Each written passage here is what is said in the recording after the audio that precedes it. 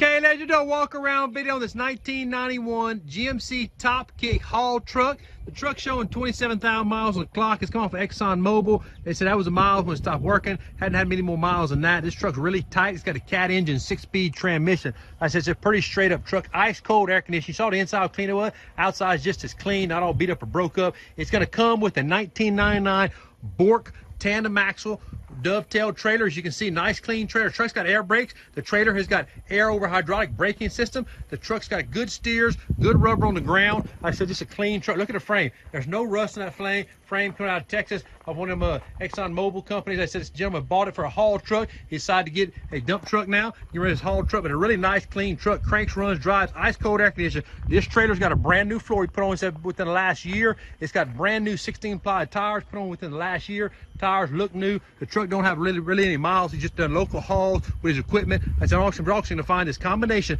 1991 TOPKICK truck cat engine with this BOURQUE 1999 tandem axle dovetail trailer. Come to Southwest Way on Tom Get About. Thank you.